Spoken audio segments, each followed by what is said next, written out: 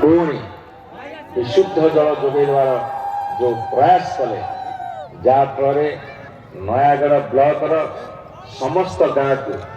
आज पीवा पानी जोगेदा कार्य चली बोली गाँ हो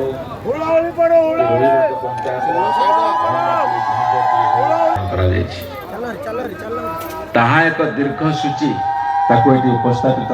करने को मो पाखे कम समय अच्छी प्रति गाँव को पीवा पानी संजोग करा किंतु मो माननीय मुख्यमंत्री श्रीयुत नवीन पट्टनायक को धन्यवाद को अनुरोध करी सी मंचासन वीडियो भारत उपस्थित अच्छा ये नुआ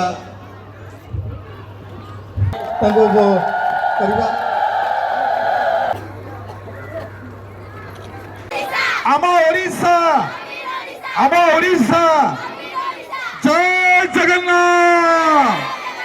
जय जगन्नाथ जय जगन्नाथ माँ माने मो ना हूँ प्रमोद महांती आम ग्राम पंचायत हूँ चंपतपुर कौन कहे आज आम ओडिशा नवीन ओडिशा कार्यक्रम माध्यम पंचायत स्तरीय सचेतना शिविर आप पंचायत नहीं नवीन बाबूंकर 25 वर्ष राजनीति भितर बहुत किसी डेभलपमेंट होती जहाँकि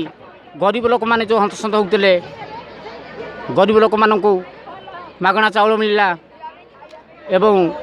स्कूल रे मध्याह्न भोजन पिला मिलला ड्रेस मिलला बही मिलला एवं साइकेल लैपटॉप सब किसी पिला मिली एवं मागणार पुरुषों 5 लाख महिला 10 लाख टंका नवीन सरकार करिसेंती जदि रोगबाधी हुए आम नयागढ़ में मागणा चिकित्सार व्यवस्था कर देइछिंती एवं नयागढ़ देखा गले आम अरुण भाई राजनीति भितर बहुत किसी आम डेभलपमेंट करूँ जहाँकि स्टेडियम कॉलेज मेडिकल पार्क घाट रास्ता घाट एवं प्रत्येक मंदिर जो अधा थिला ताकू संपूर्ण करिसेंती एवं नयागढ़ में देखा हेले रेलवे गेट बड़ बड़ गेट भी आखि दृष्टिया होती मु भावुची नयागढ़टा दिने अरुण भाई राजनीति रे दिने विधानसभा पलटि जीव भुवनेश्वर को बड़े जीव आम नयागढ़ आम पाई बड़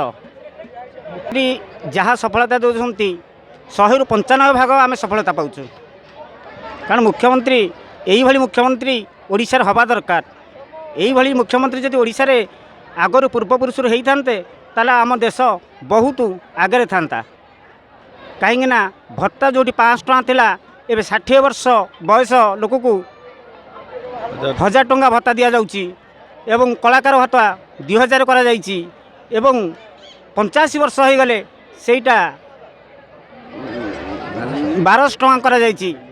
गमनागमन सुविधा होती एवं जो जीवाई सब असुविधा होता से वर्तमान गाँ गहली की लक्ष्मी बस वर्तमान नवीन बाबू पठे देइछंती एटा गोटे बड़ उपकार काम करछंती।